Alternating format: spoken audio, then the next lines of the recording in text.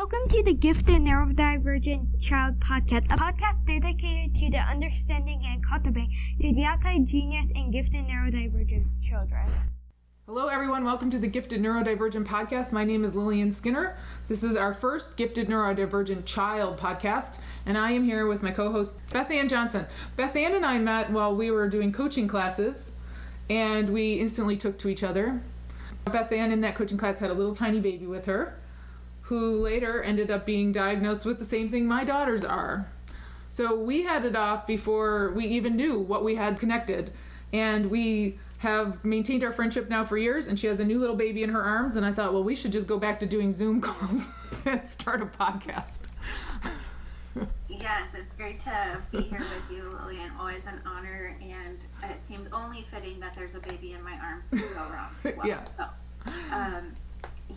So we met in our coaching class, and I think my favorite story from that class is you said, oh yeah, you're HSP, highly sensitive people.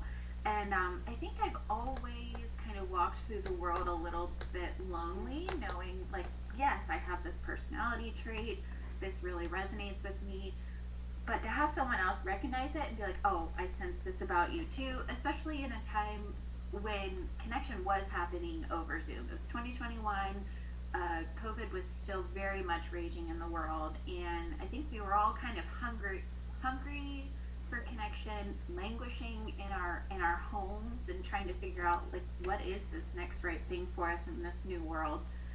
So that's my favorite Lillian story of you saw me wholly in that coaching class and just recognizing me for who I am as well. So I always think that's special.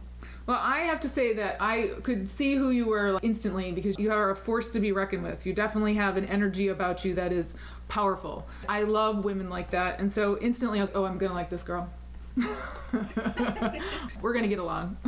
Yeah. And I think, being red-headed and a force to be reckoned with, there's something to be said there as well. Yeah.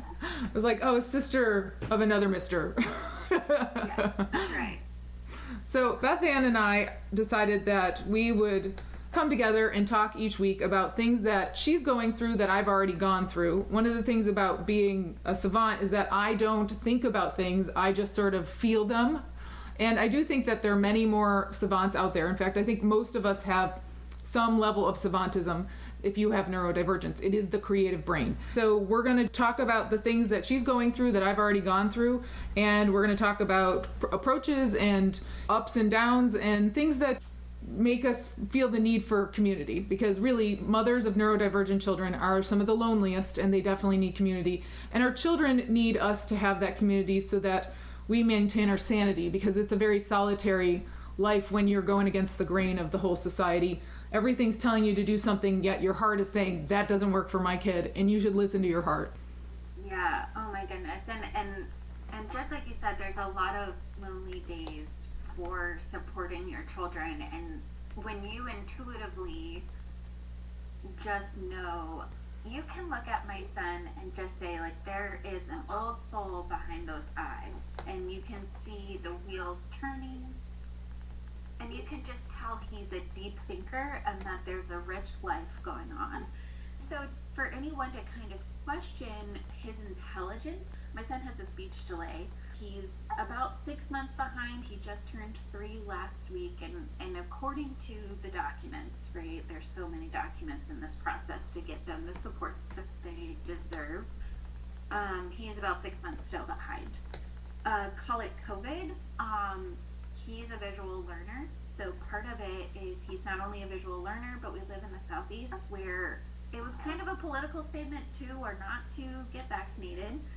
So his first few teachers were not vaccinated in the school, so therefore they had to wear masks at all times. So Oh, jeez. he started daycare at 1 year old. I got a really wonderful year having my cake and eating it too, one slice at a time. So that is just a fallacy. Yes. And I really loved being able to be this working parent with a young one at home and not missing a single milestone. It was a lot of joy, and what's kind of really inspired me to be an entrepreneur for this next child of mine. So when he started at a year, kind of when they really start to develop those different sounds and things like that, his teachers were wearing masks. So I'm sure that plays into part of it. I think the other part of it is you can just see he's this big picture thinker, big picture learner. And so with all milestones with Ty, with like walking, for example, he did not want to walk at school until it was with mastery. So when he walked at school, he could also run at school. He could hike up, he could balance on one foot, but he did not want to walk at school until it was with complete perfectionism. Not only that, he would walk at home. So what the child I had at home was completely different than the child I had that was going to school. Yeah. And he was a really great communicator, effective communicator with my husband, my partner, and myself, because we intuitively just kind of understood him as well. We spent a whole year at home with him. Baby's yawning and he's so cute. So one thing I want to add to that is your son is going through his largest cognitive growth spurt almost right out of the gate. And we don't really understand fully, I don't hear much about how the cognitive growth spurts really are when you kind of notice the onset of their neurodivergence. When you think of autism, particularly for boys, they usually think of it around the time you get your shots, 2, 3, people think it comes out.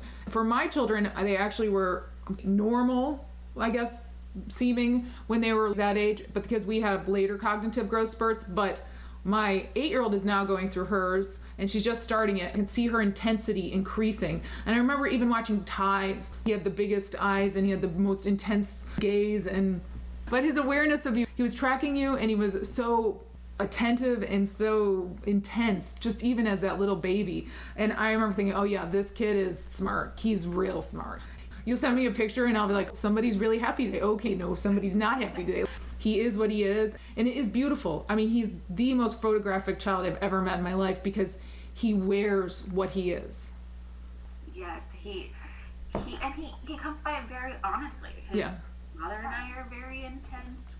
I was like, oh my goodness, is perfectionism in our genes? Really trying to focus on both myself and Tyler, just trying to encourage him to try and just see what happens. Absolutely. I think as a parent, what I want to keep for Ty is that he continues to show up with that tremendous authenticity and doesn't let the world take that away from him, because that's what's going to make him a world changer. That's what the world exactly needs. Yeah. And it's beautiful. It's beautiful that it's such a joy to kind of see. And so oftentimes I feel like as a parent, part of me is just advocating for letting him take up that authentic space with whatever big feelings are happening and normalizing that experience versus I don't know what other little babies do. Well, the interesting thing is I see our world literally shaping babies out of the gate to serve the adults, just between them having to stay in their strollers or parents sort of ignoring them when they're fussing. And the child learned very early to smile when the parent looks at them, to try to get the parent to pay attention to them. And I have always cried a little bit over that. And yet our teachers, particularly those who are educated in the system, they're taught that you teach children to stay in line. You teach them to stay in the group. And our children are not meant for groups. Our children are outliers. So we are putting them in something that's already putting them at a disadvantage and not recognizing their uniqueness. It's not a burden, it's an opportunity for growth. It's rarely seen as such. We have a whole entire system set up that cultivates children serving upward, emotionally caretaking the leaders or their teachers or whoever's in charge of. Our children aren't the best at that. They actually can get really, really good as they get older, but when they're little, they're struggling so much. They're so intense. They have so much sensory going on. There's so many things like kind of attacking them because they're so high sensing and they never grow out of it. Our system ends up harming them, traumatizing. Trauma, by my definition, means not being allowed your perspective, but having to take on the perspective of others. And that is what it is like to move through neurodivergence. You're constantly having to take the perspective of the average of others because your perspective is something they simply cannot even fathom. Yes, and I mentioned earlier about how my son was a different child at home than he was at school. And I think the biggest thing is, and here's where you and I can come in for parents and coaching them on how to have those conversations with their teachers, with their directors of the schools, principals at the schools, and things like that. So Adam and I went in for a parent-teacher conference and told them we honor and respect our child's autonomy. And it sounds like if we can build autonomy into Ty's day throughout school, he will be a much happier child. He will be a child who participates. He'll be a child that says, you know what? I'm actually overwhelmed right now. I'm going to go into my corner and be, but when I'm ready to participate, I'll come back. Yes. And kudos to my son's school. They were very accepting of the feedback for parents listening. If your child's school is not welcome to that feedback, you find a different school, right? Yes. And so they took that feedback. The teacher took it as an opportunity to learn. She got feedback from one of their learning specialist instructors who comes in the school. And we started to see that same child at home, at school. I still don't think he's all that happy. His school isn't exactly his happiest of places. His happiest of places is at home with us. But he's certainly doing better and enjoying his time there much more. The home thing is key. I just finished talking to specialists about my daughter going to college at 14, and they said to me, really, it doesn't matter what you do with her. She's such an outlier. You need to keep her home. She will do best with her family at home. And while I had always believed this, being reaffirmed it, being told it clearly as day, yes, you're doing the right thing by pulling her out. You're doing the right thing by serving her where she is educationally at. And you're doing the right thing by not trying to make her socialize with people who are not at her level. There's such a push in our system to be a part of the group, to fit in. And when you have an outlier child, the more of an outlier they are, the more you have to create their path for them. The more you have to create their path with them, the more they have to create their path. We do not fit into the system's paths. But if you read that book, The New Smart, by Dr. Terry Richards, which I recommend to everyone, and I know that you've read it, that book talks about how creatives are the future. That's what neurodivergence is creative.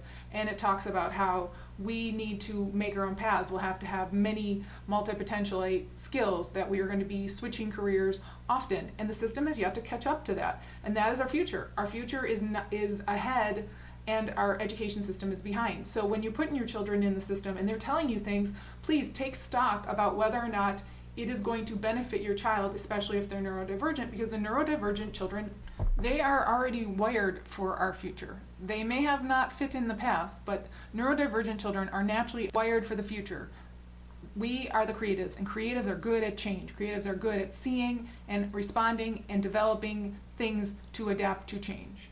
The last thing you want to do is drive that out of your child. We have to navigate this system that is still operating as if the world is incredibly stable. The world is changing, and if you want your child to be successful, they have more opportunity now than ever. We just have to protect them as they go in and out of the system, and only put them in when it serves them.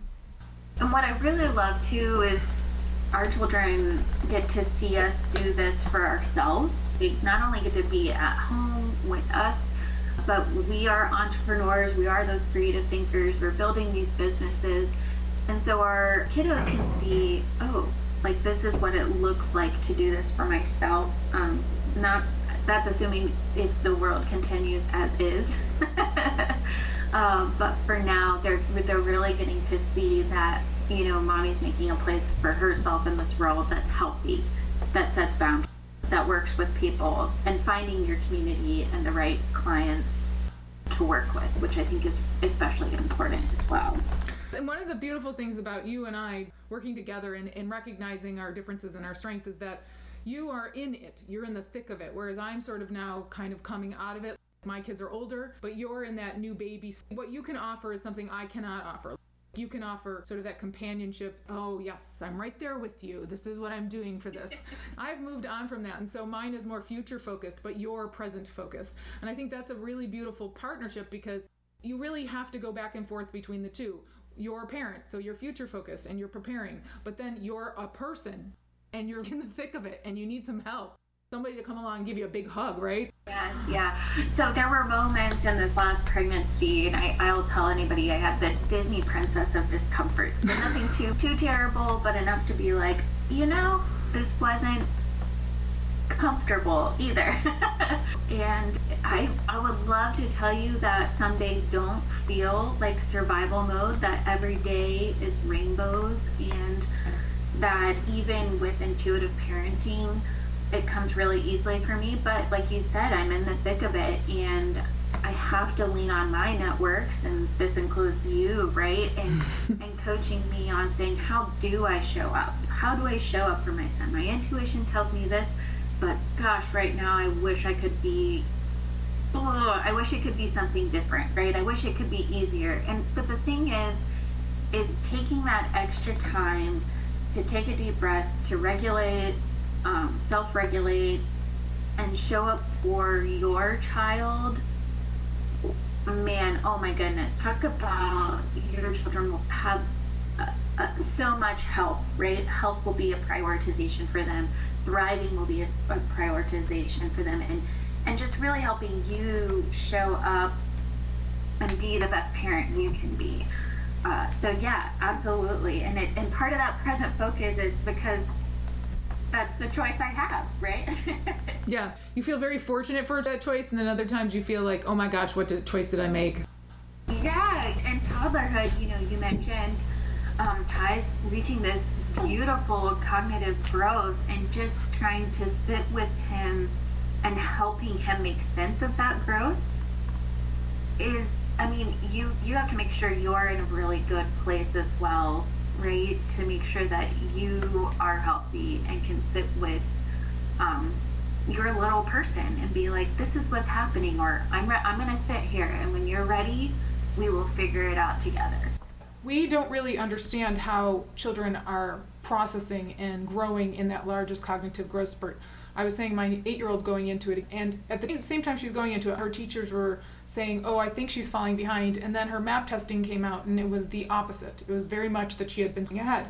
But in perception, their brain is growing and changing, and they're making things more deep and more dimensional, and the spatialness is really filling in at that point. And so your son being behind 6 months is nothing.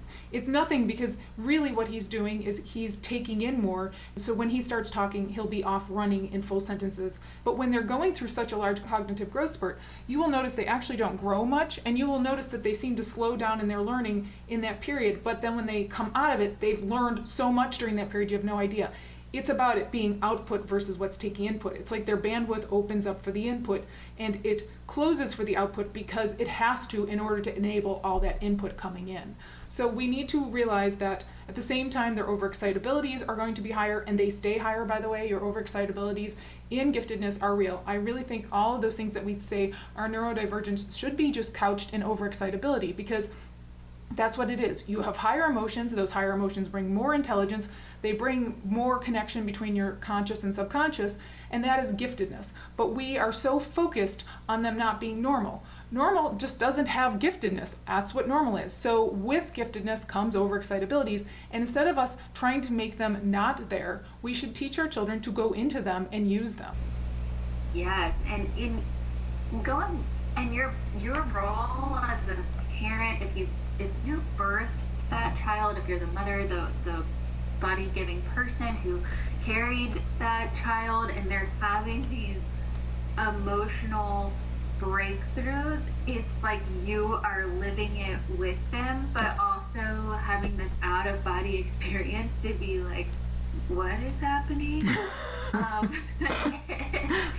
And so for those parents who are extremely empathetic with your child, it is so exhausting. So how are you taking that time to also meet equilibrium for yourself, right? So taking that time away from your child, taking that time away from your partner, and just being like, I am only Beth Ann Johnson in this moment. Right. Yeah. So that you can be energized, and making sure that that rest is energizing for you, right? Don't just get on your phone and doom scroll or things like that, but doing something that... Doom scroll. That's totally downtime for me. that just really re-energizes you, right? So that you can be that parent that you need to be in that moment. The other thing I want to add to that is that you, when you're in that moment with your child and they're having those emotions, your body, which created them, is also having those emotions. So when it's over with, you're both exhausted and you're like, let's go to our bedrooms, our respective bedrooms, not each, not one that's collective, but you take your time and I'll take mine. And they'll be like, yeah, sure, okay. But they've gone through it. You now have to go through it. Your whole body gets filled up with those emotions, which releases all this neurotransmitter. And then there you are swimming in that emotion that they just went through, that you just coached them through, and now you have to go process it for yourself. And I think that is the biggest thing we should recognize when we talk about downtime. It is you processing what you just went through so that the next time you can see it coming in advance and you can help them make it better. But you have to forgive yourself for not being on all the time and go process what happened so that you're more prepared each and every time. Yes, I just had a friend who, she's actually a client of Lillian's and a friend of mine. She had this moment with her son, and she said, I can't stop ruminating.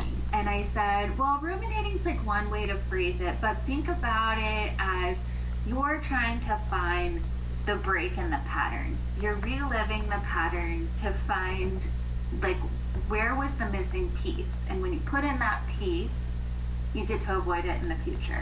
And that's exactly what you're doing with this, like, pause that you're building in. Yeah. And so if you're gifted and neurodivergent, like, you're not ruminating. You are problem solving, and you are finding the broken part of the pattern and finding a solution, and your future will be so thankful because you'll get to bypass the big feelings. The ruminating, I define it as, because this is how my brain actually like processes it, is you taking all that sensory data and making the picture fully complete so that you can see the full, how it manifested, how it ramped up or ramped down or didn't ramp up at all, and then you're making it multidimensional.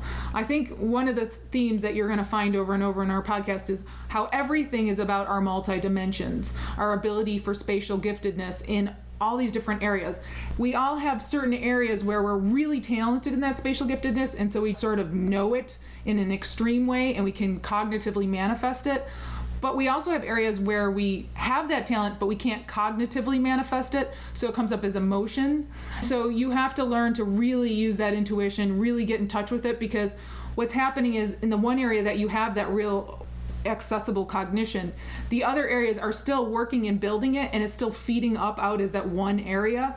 And so that's your manifest, like that manifests as your gift, but the giftedness is across all of your areas. And when we think about it, I think of it as Howard Gardner's multiple intelligences. All of those intelligences are spatial gifted, and you have them in all of those areas, but you have to figure out which ones they manifest, because that's how you're going to figure out how to go back and fix the things that you run into, resolve those emotions and go into them, because we are so much more complicated than they have said, and we're so much more prepared for the future that we're facing than they realize. So we're kind of off on our own here trying to figure out the path, because they won't even pretend to recognize what we're doing. They won't even pretend. They kind of say like, well, yeah, it's spatial giftedness, and then they say nothing more about it. Yeah, and I think about that giftedness in how I approach learning with my son. So you phrased it to me before as you intuitively knew what kind of projects to put in front of your kiddos that would just kind of highlight those giftedness, right? That those opportunities for learning. And I'm doing that now because, like I said, Ty has a speech delay, but oh my gosh, that boy is so smart. He knows all of his shapes. He can count. I think it's up to like 30. I mean, he loves counting. Numbers, patterns, things like that. He really loves his ABCs. So we're introducing just kind of these just creative ways to play, right? They're toys that kind of introduce these concepts of spatial giftedness. There are blocks that are numbers. 1 is really small and 8 is really big, and you can put up all the different numbers and they can kind of see theoretically addition and subtraction, but to them it's just play and joy. But for him, he's tangibly touching these blocks and he's building these blocks, and mommy's creatively telling these stories about these blocks. And I just think about if we as parents can do more of that as well, my gosh, like with the power, we will just evolve and it'll be so beautiful, right? So I'm really excited to explore and see how my boys manifest these gifted traits throughout time, and how to kind of take those gifted traits and put them into play, so that learning is always joyful. I can't always say that learning's always been joyful for me. Yeah, understatement. Making it really joyful for them.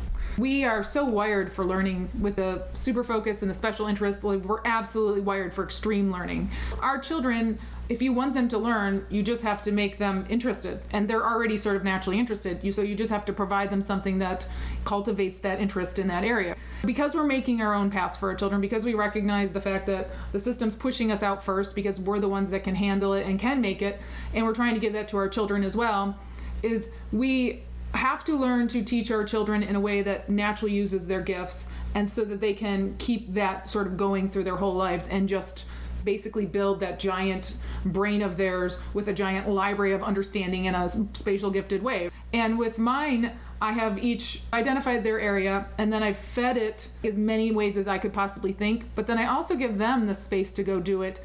And they've done it in art. Like, I don't really consider myself a super drawer, sketcher person. I did go through a phase of that in high school, but I don't sit still long enough to really do too much drawing. And my girls will just sit there for hours drawing and sketching. They have a different focus than I do. My middle one is already starting now to a YouTube channel where I bring math and art together, show how somebody who's so young, because she's just 14, will create essentially their own career.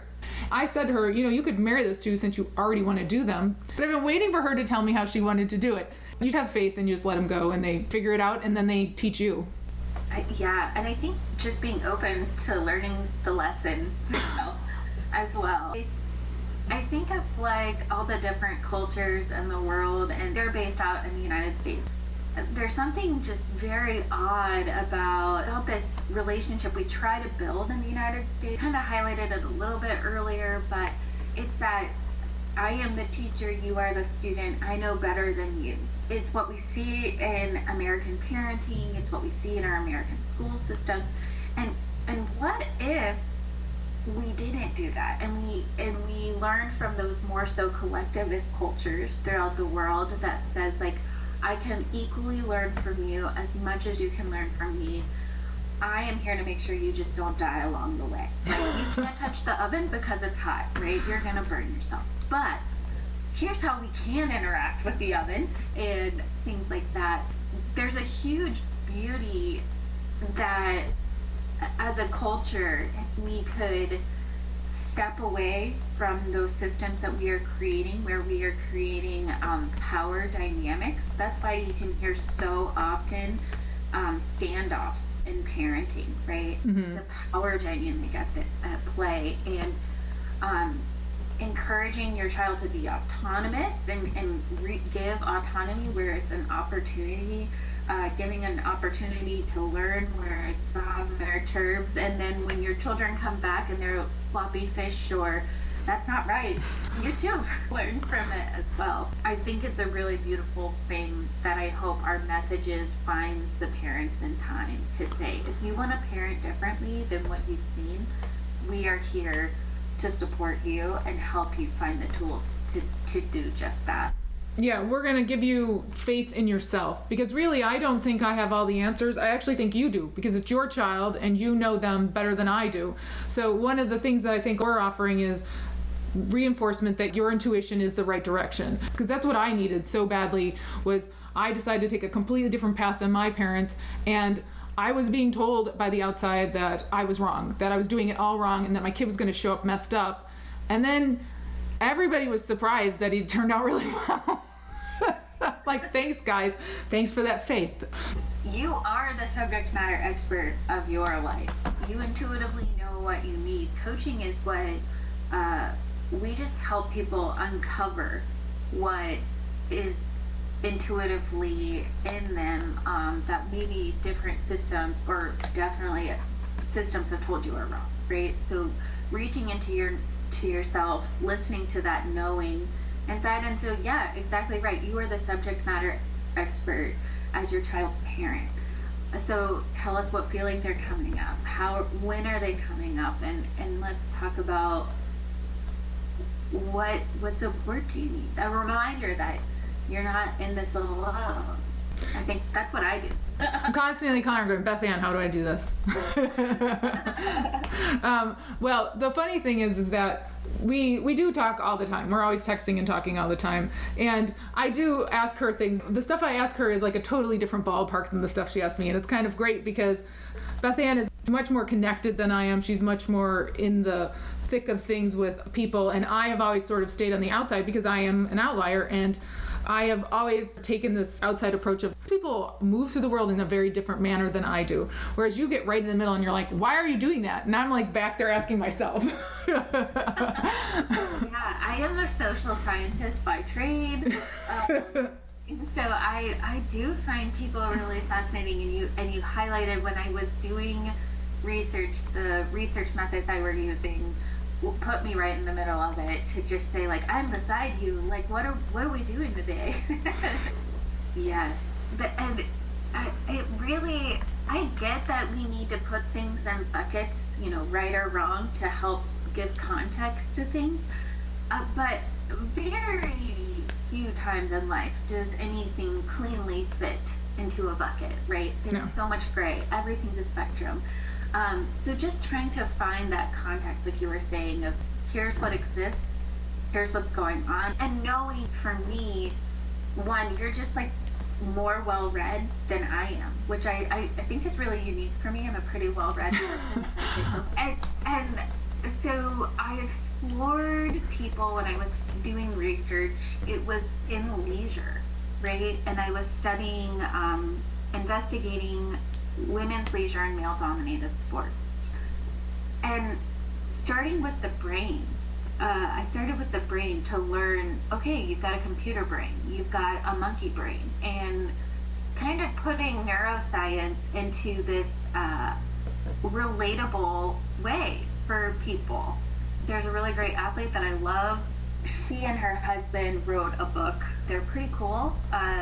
They also just recently did All Quiet on the Western Front as well. So not only are they artists, but athletes. He's a former higher education career person, just like myself. So I think that's pretty cool. The book is called The Brave Athlete, Calm the F Down, and rise to the occasion. They coach themselves for triathletes. So it's Dr. Simon Marshall, PhD, and Leslie Patterson.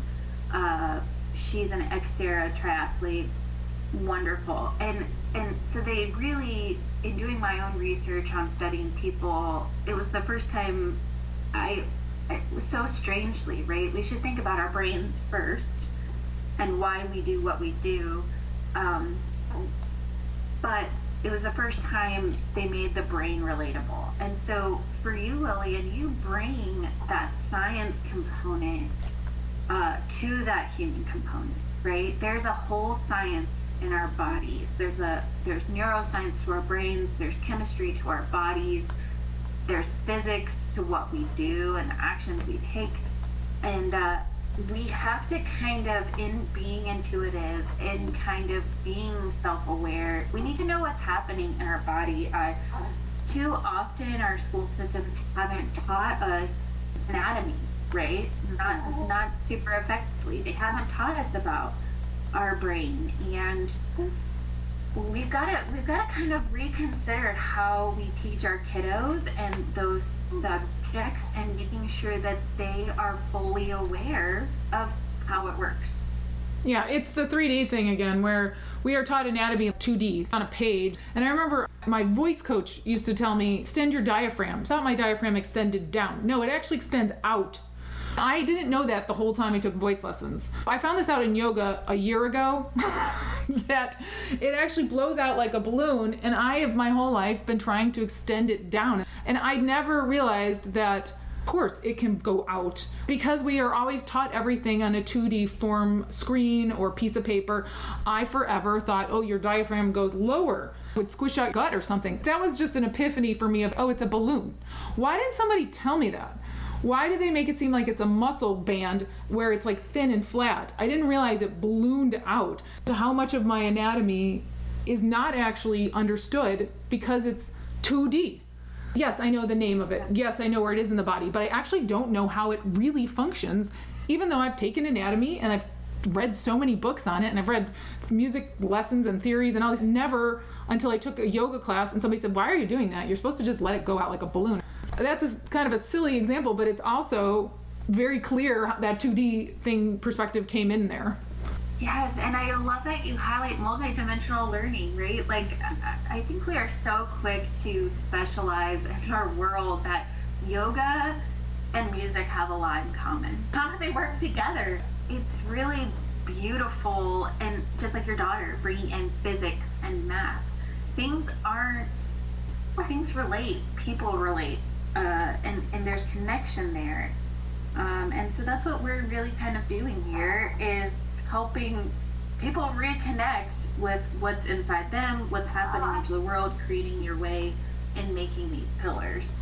And the other part of it is we're preparing you for the future, because the future will be that 3D. We have all of this data in AI that's all 2D. We have all of the average perspective in AI.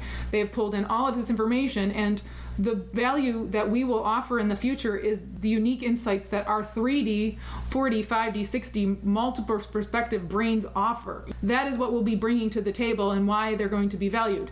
Nobody's saying it aloud. I'm not sure if they're even sure of it, but that is the truth. That is what we have and why we're being identified as neurodivergent instead of just being ignored like we were for all those generations before. We're now suddenly being identified. The reason is they see value in us, and that value is related to AI. That value is related to the fact that the world will be changing and is no longer stable, and they will need us to get ahead and see where things are going and then adjust for that or predict it and have foresight. Which, when we talk about the 3D, we're opening this whole nother level that you can expand on and run with. This is the future careers. It will all be spatial, because the other careers are going to be either atrophying or staying the same. Yeah, and it's important to continue to learn, right? Evolve and learn, and that's how we're going to make a future, and that's how we're going to make it, is evolving, learning, community building, and trusting yourself as an outlier to just say, I got what it takes, I'm gonna make it. I work with different organizations right now, and one of them is supporting diversity in these different spaces, right? And neurodivergence is in that diversity space, for sure, right? You can't be an outlier without being in that spectrum.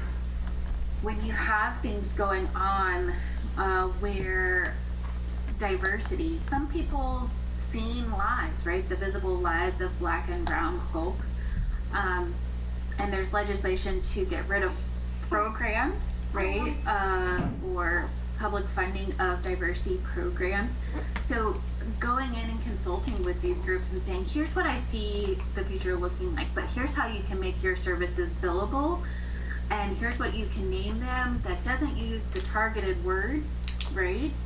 And so using your superpowers to say, here's what the pattern is saying to me, here's what the system is currently targeting, here's how you can leverage and evolve, and by making these tweaks, you've got a quality product, right?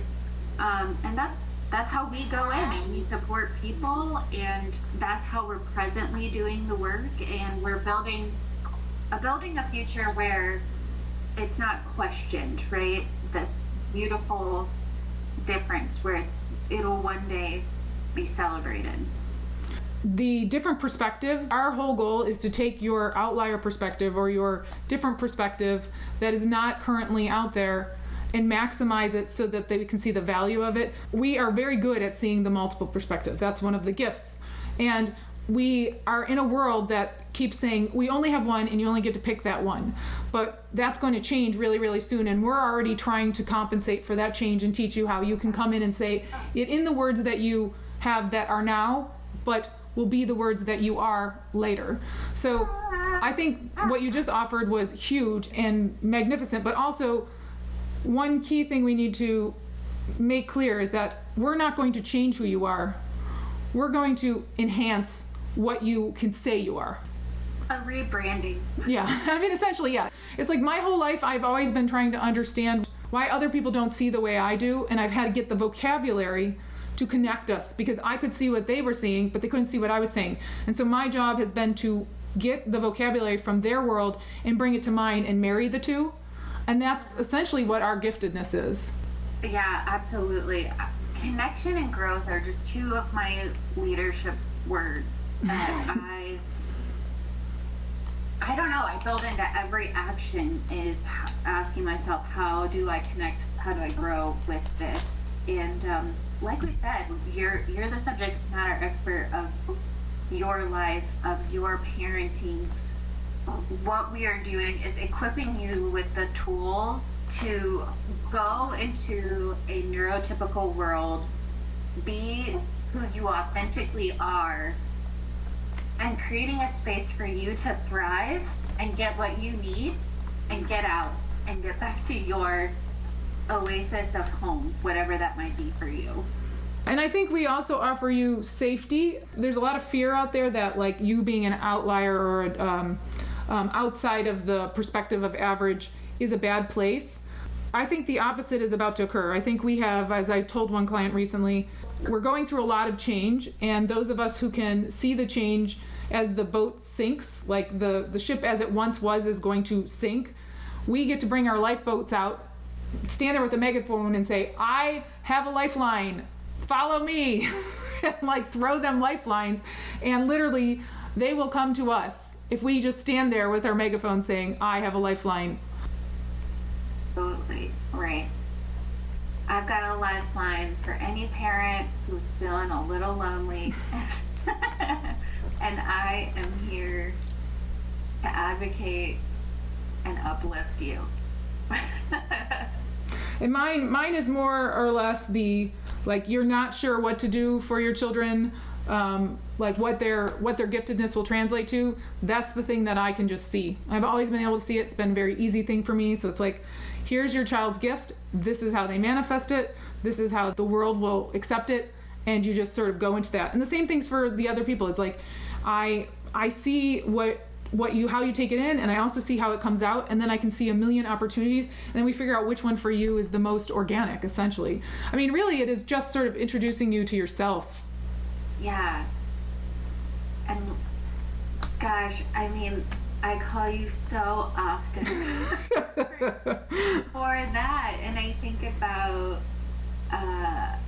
Ty will do anything for a song, right? Like, and singing is part of that creative giftedness, and seeing how that is such a great communication tool for him. It's how he builds understanding. It's a building block to that big picture, and conceptualizing the details within the big picture, right? So just so beautiful to be able to sometimes get that outside perspective of you are in the throes of it, like I said, trying to survive, and having someone from outside looking in, it's like, this is obviously happening, and as a parent you're like, oh, it's like this light bulb goes off and this sense of relief goes off, because again, now you have the tools to effectively build that for your future as well. Usually we pick topics based on what's happening in our lives or what the path is, but they all seem to always come together, so I'm not really too worried about what the topic will be, but we'll figure it out as we go. As always, it's a pleasure talking with you, and I look forward to it the next time. Yes, until next time, I'll probably give you a call or text until we'll just share our lives with everyone in the next few weeks. We make everything so complicated, but really it's quite organic when you get down to it. We're all capable of telling story, we're all capable of creating, we're all capable of seeing, we're all capable of being. We're just doing it the most organic way possible, and you're welcome to join us on that journey. And tell us, what is it you want to know more about too? Gosh, I'm super curious. You know, you are not alone in this world, right? And tell us your thoughts. What's going on in your parenting journey as well? Definitely. We want to know what kind of questions you have, and we want to know what kind of frustrations you have, and we want to know what kind of support you need, because that's essentially what we're trying to create. It's not just about us, it's more about the community as a whole. We're the outliers, and we're the ones who are not supported by the system, and so we have to kind of create our own, and that's a good thing, and we are embracing it. We are. Thanks for listening, everyone. Thank you, Beth Ann. We'll talk to you again. This podcast is not intended to replace professional, medical, or educational advice. The views, information, and opinions expressed on this podcast are solely those of the individuals involved and do not necessarily represent Gifted ND Incorporated, Lillian Skinner, Beth Ann Johnson, or the Gifted Neurodivergent Child Podcast. This podcast, Lillian Skinner, Beth Ann Johnson, and the Gifted ND Incorporated are not responsible and do not verify the accuracy of the information contained in this podcast series. The primary purpose of this podcast is to inform and educate. The Gifted Neurodivergent Child Podcast is only available for private, non-commercial use. Any other use of the information contained within this podcast must be done with the express written approval and knowledge of Lillian Skinner and Beth Ann Johnson. You may not edit, modify, or redistribute any part of this podcast. The developer assumes no liability for this podcast or its use or any other podcast or other media.